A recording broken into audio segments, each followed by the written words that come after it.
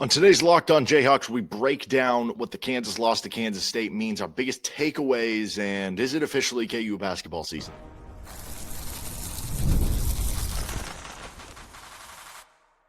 You are Locked On Jayhawks, your daily podcast on the Kansas Jayhawks. Part of the Locked On Podcast Network, your team every day. What's going on? Derek Johnson here. This is Locked On Jayhawks. Thanks for making it your first listen every day, and thank you to the everydayers catching each and every episode of the show. We are free and available anywhere you get your podcast, including on our YouTube page where you can like and subscribe to the show. And on this episode of Locked On Jayhawks, we're breaking down our biggest takeaways from KU's bludgeoning loss to the Kansas State Wildcats, what it means for KU as a team, as a program, Jalon Daniels, and if it's officially Darryn Peterson KU basketball season. We'll also get into our GOATs of the game, good and bad, and we'll finish up with a little early look ahead to Oklahoma State, where I guess there is a little light at the end of the tunnel with Kansas being like a 3-touchdown favorite over Oklahoma State coming up next Saturday. Today's episode of the show is brought to you by Game Time. Download the Game Time app, create an account, and use code LOCKEDONCollege for $20 off your first purchase with Game Time. All right, so our biggest takeaways from the KU-Kansas State game. I just kind of think like I walk away from this game with a much different outlook on where Kansas is. And, you know, to where at certain points of the season, you could have convinced yourself that Kansas is a good football team. Even up until last week, you could kind of stretch it to be like, hey, you were hanging in there with Texas Tech. You lost a close game on the road to Missouri, and you lose a close game at home to a good Cincinnati team. But now that you're 4-4, I can view it the other way too. You're 4-4. You have 2 straight blowout losses. You've scored a total of 7 points. Like, think about that. Darryn Peterson had 24 points in the first half of his first exhibition game against Louisville. Kansas has 7 points on offense their last 3 second halves combined.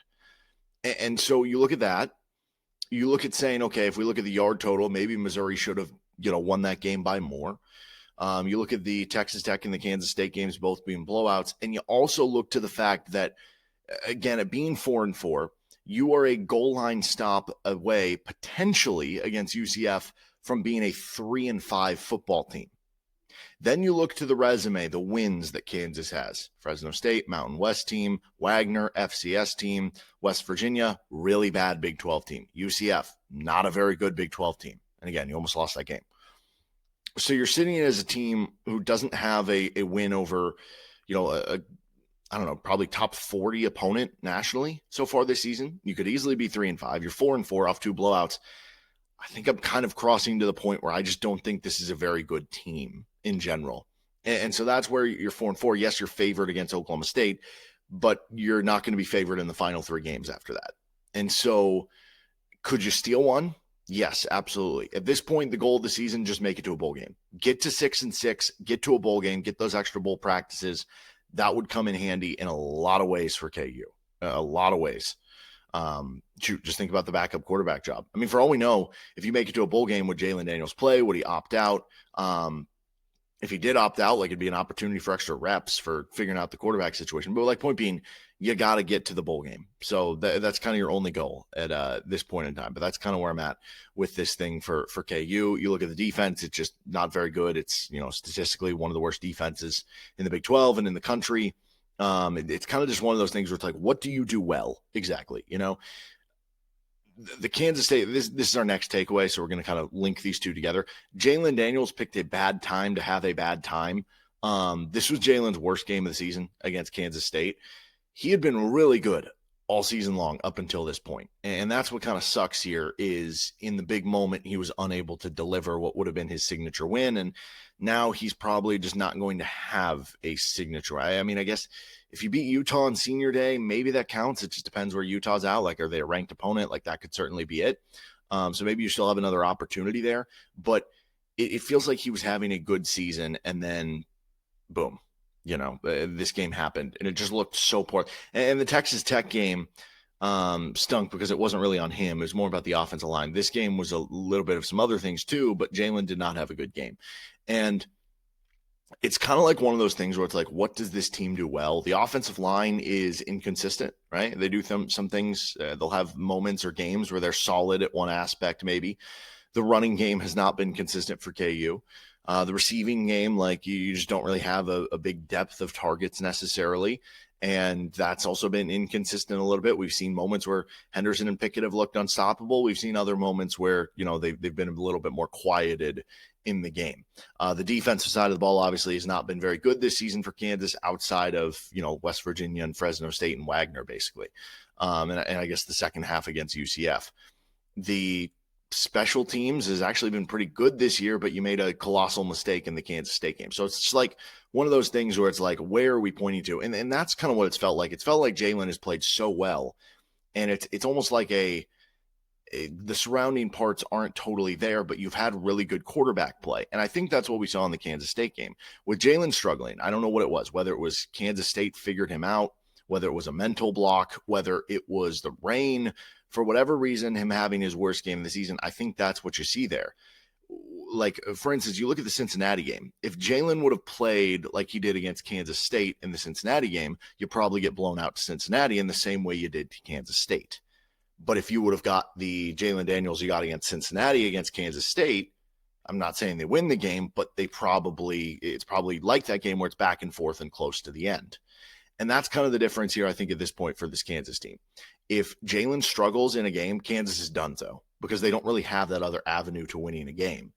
And if Jalon plays really well, it's going to be a coin flip game. You're either going to probably have a close loss or win the game. Like that's kind of just where things are at right now, I think, for Kansas. And, when you look at, like, if you can beat Oklahoma State, can you just get one inferno game from Jalon Daniels over those final three? I think that would kind of be the hope for KU to get back to bowl eligibility. And that brings us to our next takeaway here. Like, it's Darryn Peterson season. It's KU basketball season. I absolutely hate it when we get to the point where it's like, we'll see in basketball season. No, it's basketball season, because I do love football. I'm one of those people that actually likes football more than basketball. So it is unfortunate to be there. But unfortunately, that is kind of where we are when you look at, hey, they looked really good in the exhibition against Louisville. Darryn Peterson goes for 24 points in the first half against Louisville. And the excitement is building. It is real for this Kansas basketball team. We kind of said all offseason how we think they're an underrated unit. And there were a lot of things that they showed in that Louisville exhibition, albeit just an exhibition, that kind of back up some of those feelings with a little more tangible proof, even though the game didn't count. They're going to have another exhibition game this week, and then it's all eyes aboard KU basketball the following Monday for the start of the regular season. And so this upcoming Saturday against Oklahoma State becomes a huge game for Kansas football, not just because it's your best chance to get another win to finish out the season. And if you do lose this game, at that point it's like this is a Mark Mangino's final season level collapse of like, okay, clearly something's going on beyond just on the football field. If you win the game, maybe you can, find a way to getting that one other win. But like, when you look at the final home game being against Utah on a Friday morning, Black Friday morning game, people are going to be out of town for Thanksgiving, or, I don't know, it's probably going to be a cold game on, again, a Black Friday. Some people are going to be working. Other people who have it off might just be like, hey, I just, all day at Thanksgiving and now I want to sleep in today. They risk losing a lot of attendance in the Utah game, I guess would be my point being, and kind of mixing this thing up with where the feeling is right now from the fan base being very upset about the result of that Kansas State game. Because, I'm not saying that people would have felt better necessarily if you would have lost another close game to Kansas State. I think in the moment, in a way, it would have almost been more excruciating and more painful. But I think for the long term of where the program is at, of feeling like you're right there, you would have at least felt better about the future, that like, hey, we're going to get one of these eventually. And now it just felt like you took 3 steps back. It felt like you took a couple steps forward the last couple of years by almost beating them, and probably should have beat them in one of them at the very least, if not both. And you took 2 or 3 steps back in this one. And what does that mean for the program as a whole, not just the season or the game individually? So Darryn Peterson season, that is the exciting part of all this. Bryson Tiller looked good. Darryn Peterson, Flory Badunga, and Bill Self, KU basketball, here to save the day, you would hope, once again. Let's get to our goats of the game from the KU K-State game. This is Locked On Jayhawks. Today's episode of LOJ is brought to you by Game Time. College football's back, and I don't know how you couldn't be more excited. The tailgates, the rivalries, energy in the stands, there's nothing like it. But let's be real. Actually getting tickets can feel like more of a battle than the game itself. Endless queues, hidden fees, jumping at checkout. That's why I use Game Time. It's the app that gives the advantage back to the fans. Easiest way to score last-minute tickets at the best prices with no surprise fees. What you see now is what you pay. You can get tickets to KU basketball's season opener. You want to see them in the exhibition game against Forte State. You want to see them in the season opener against Green Bay. You want to make the travel out to North Carolina. And then maybe you've never been to the Dean Dome before and you're like, where's a good seat? What does this seat view look like? You can see it on Game Time, so you're not surprised at checkout. Download the Game Time app, create an account, and use code LOCKEDONCollege for $20 off your first purchase. Terms apply. Again, that's promo code LOCKEDONCollege, LOCKEDONCOLLEGE for $20 off. Swipe, tap, ticket, go. Download Game Time today. Thanks again for joining us on Locked On Jayhawks. You can find our show anywhere you get your podcasts, including on our YouTube page. You can give us a follow at LO_Jayhawks on our Twitter account over there. Our go-to the game for KU football against Kansas State. Can we just transcend it? Can we give Darryn Peterson and Bryson Tiller a good goat here for what they did to at least salvage a little bit of the weekend for KU? Because if they would have lost that exhibition game to Louisville and they would have struggled or something, you had KU volleyball lose to K-State now in Fieldhouse. That would have been a really rough weekend. At least that saved some of it. So I guess shout out to them a little bit. Let's start with the offensive side of the ball for KU for the good goats here. This actually wasn't a bad game for the offensive line.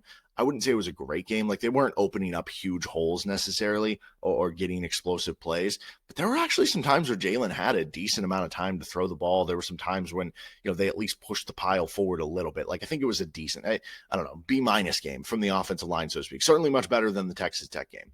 And actually, if you look at it on Pro Football Focus grades, Amir Herring at a 71, Nolan Gorska at the 70.5, Kobe Baines 67.8, Calvin Clements 67, Enrique Cruz 65.3, Bryce Foster 65, all in that kind of range that you want to kind of be at the minimum to be solid there. So good to see there. Specifically, if we're looking at it, and by the way, shout out to Calvin Clements, who had his worst game against Texas Tech, was playing through an injury in this one, but bounced back to having a solid game in this one. So shout out to him for responding to the adversity there. Now, if we're going to specifically, though, I haven't given out the good goat yet. I'm not giving the entire offensive line a good goat in a game that you only put up 17 points. But if we look at those guys who all had at least solid grades, only one of those players did not either give up a pressure. So Cruz gave up 2 pressures. Everybody else gave up 1 of that group. And then Calvin Clements gave up a penalty. But Amir Herring is the only one of that group that not only had a solid PFF grade, but also didn't give up a penalty, didn't allow a pressure. So we're going to give Amir Herring on the offensive line one of our good goats here. I'm going to give Daniel Highshaw a good goat. He forced 6 missed tackles against Kansas State. He still wound up under 4 yards per carry, which I think told you a little bit that it felt like Kansas State to a certain extent, because he was above that in the first half. And then it felt like the second half, Kansas State was like, we got Jalon Daniels. They're not throwing deep on us. They're not, hitting us on deep balls or throwing over intermediate. It almost felt like they started creeping things up, and it was like Highshaw would run up the gut and maybe make a guy miss or 2, and then he'd get tackled with 3 or 4 guys on him for a gain of 2, which was a really hard gain of 2. But he forced 6 missed tackles. That's his best game of the year by that number for a guy who, prides himself on being a physical runner. He had 9 total missed tackles forced. Obviously, missed some games with injury coming into the year. So he almost doubled that number in one game. He also got 3 catches in this game. He only had 2 coming in on the year. So even though statistically it wasn't, you could make the argument it was Daniel Highshaw's best game of the year. I would say the linebacker spot was actually good for KU in this one. We'll get a good goat to Bengali Kamara and Trey Lathan. I mean, again, when you think of what Kansas State did offensively, they were under 400 yards of offense. They weren't really able to run the ball. The plays they hit you on were deep passes and big plays in the passing game. So you look at the defensive side of the ball for KU and I don't know, again, in that running game, in that front 7 was actually able to hold up in some ways. They didn't get a ton of pressure, but that's not all on Bengali Kamara and Trey Lathan. Kamara had a 77 grade on Pro Football Focus. Lathan had a 73, and they both tackled really well. For Bengali Kamara, He missed 0 tackles. That's been a bit of an issue for him this year. Like he's so good at getting to the play, he doesn't always finish the tackle. Trey Lathan didn't miss any either. So a combined, I think 11 tackles between solos and assists between the two guys, 0 missed tackles. So, they played a good game for KU here and helped limit the K-State running game, which I think was under 4 yards per carry as a team. So they get a good goat here as well. And then I would say a couple of the KU defensive tackles. We mentioned Blake Harrell. We gave him a defensive game ball. He certainly flashed and showed up in a real way in the game. Played 44 snaps with a 70.6 PFF grade. How about Marcus Calvin? Hey, he had a pressure. Nobody had more than 1 pressure for KU, but Calvin also had a 74 run defense grade, and his overall grade was a 76.2, which was second on the team. He started to play more. And, as we starting to look to, so he played 24 snaps. As you start to look ahead to what can be accomplished the rest of the season, besides obviously the main goal at this point, get to a bowl game, try to get some young players, more reps or feeling better about where they're going to be come 2026. And Calvin's one of those guys who he's just a redshirt freshman. So the better he shows toward the end of this year, the better you're going to feel about him and that unit come 2026, especially because Blake Harrell will be a redshirt junior. So that could actually be a formidable group up there. Although we said that this year and it hasn't totally played out, but I don't know, maybe even higher ceiling next year. But yeah, Kansas only had 5 pressures, which that'll take us to our bad goats, the pass rush. It just wasn't there in this game. Kansas only getting 5 pressures in the end. They only had 3 hurries. They only had 2 quarterback hits, and they had 0 sacks. The pass rush was not there for KU in a game that, the coverage was not good, but especially on like long passes, if you can get pressure, it's going to overcome some of that stuff. And you never really forced them to change up their offense by the pressure you were providing. So that's going to be one of the bad goats for Kansas. I would also say in general, the secondary gets a bad goat here for Kansas. Just in general, this was like a very bad game for KU's cover. Their coverage grades are really bad overall. If we're going to point some guys out, and it's not pretty kind of all the way through. Like Mason Ellis, if you just look at coverage grade, had a 46.3, Austin Alexander 47.3, Taylor Davis 48.3, Jalen Todd 51.3, DJ Graham 56.9, Lyric Rawls 57.1. Those are like all starter level snap players on your team. The only guy who was above a 64 was Dean Miller, who played like a handful of coverage snaps just in zone, just trying to fool the opposing quarterback with the formation. That's not great. And so there is a certain extent of this where like, and yes, some of this does fall on the coaches actually a good amount, and it is off a bye week and stuff. And I guess there is the question of, okay, are they being put in the right situations? But there's also a part of me that sits here and looks at this and goes, again, we go back to Devin Neal's tweet during the game on Saturday that K-State's just playing man every play, daring KU to beat them, and they just can't. And I look at that, and then I look at this, where the KU DBs just got burned all day against Kansas State receiving game. Jace Brown's a good player. Jerron Tibbs is a fine player. They've got some interesting tight ends, but it's not like one of the better receiving cores KU played this year. And you just kind of got toasted and beat up all down the field. There is a certain point of this. And again, like you go back to the quote from the Arizona State head coach, Kenny Dillingham, that like, if our players get outplayed, that's on me because I recruited them here. So I guess there is a little bit of that too. But like, there was a lot of this game that honestly was just Jimmys and Joes over X's and O's. And the K-State Jimmys and Joes won a lot. And that is one of those areas where that was the case. Alexander gave up like over 100 yards on 4 targets, 2 touchdowns, no picks. That wasn't great. Mason Ellis, I thought he was going to be important for this game for KU coming back from the injury. Maybe it was still bothering him a little bit here because this was his worst game of the season. So that was unfortunate to see. And then on the offensive side of the ball for the bad goats here, what has happened to the KU tight end and receiver run blocking? Like that was something that the group of like Arnold, Skinner, and Grimm never got enough credit for, how good they were as run blockers. And right now on the season, and obviously this is tight ends too, Grune's at a 54 run block grade, Cure's at a 59, Pickett's at a 46, Kubeka's at a 50, Canty's at a 59.7, Ham at a 56. Those are the guys under 60 who are like playing. That's just night and day from last year's core. And so it extends beyond the offensive line. If you're not getting blocking from tight ends and receivers as well, it's tough to spring those big runs because maybe the line gets them through the first level. Those guys sometimes get them through the second level, right? Or maybe the running back gets through the second level and then those guys get them through the third level. You're just not finding that cohesiveness so far this year. I would say a bad game for the receivers overall, going back to that comment from Devin Neal, just didn't feel like they won enough. And in fact, you look at receiving grade on Pro Football Focus, like that is kind of a fact. They just weren't able to win enough. And Jalon Daniels gets one too. Like I said, I think he's had a great season overall before this game, but this was his worst game of the season, unfortunately. Let's finish up on the show here with a little early look ahead to Oklahoma State.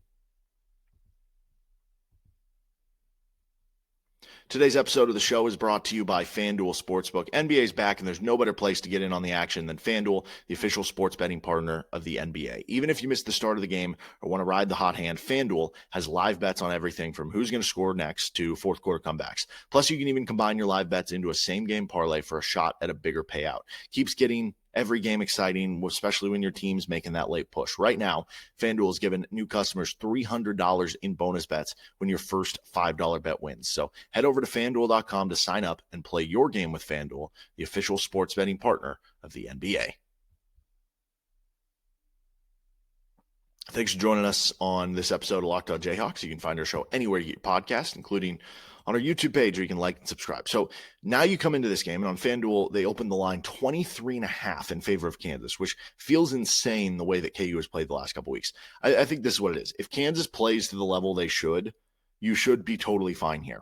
The question is, after back-to-back demoralizing losses, after losing again to Kansas State, what is the mentality? What's going on, in the brains of these players and coaches? Is there going to be any level of quit on the game or on the season? Or is this a good get-right opportunity for Kansas?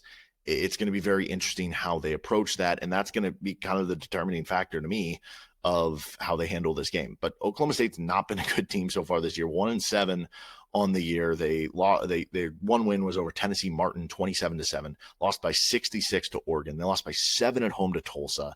Lost by 18 to Baylor, 28 to Arizona, 22 to Houston, 32 to Cincinnati, and they just got blanked 42-0 against Texas Tech. They're not a good team. There is, in the back of my mind, the revenge factor that, it's like, are the players going to feel the revenge factor for Oklahoma State? No, I don't think so. But are the coaches going to be extra motivated with Doug Meacham and Clint Bowen as the DC? Probably. But what does coordinator motivation mean with the players? So I don't know. I go back and forth on whether that's something that matters or not. But you look at it, and offensively, Oklahoma State is 132nd in the country in EPA per play. So you have a struggling KU defense against an even worse Oklahoma State offense.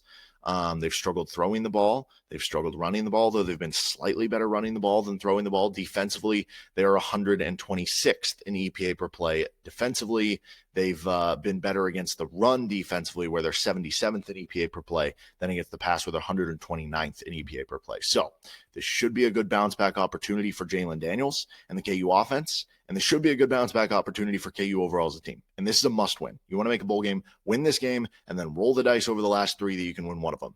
But again, it's all going to be between the ears in this game, because if KU does go into this, oh, woe is me, oh no, the season's ruined now, oh, we lost to K-State again, it's still a Big 12 opponent, and you're not going to like the result at the end of this one. If you take it seriously and you're able to overcome the loss to Kansas State mentally, you should be fine and roll here, and then you'll be set up to try to do something fun over those last 3 games, or at least get you to, kind of your bare minimum goal of making a bowl game.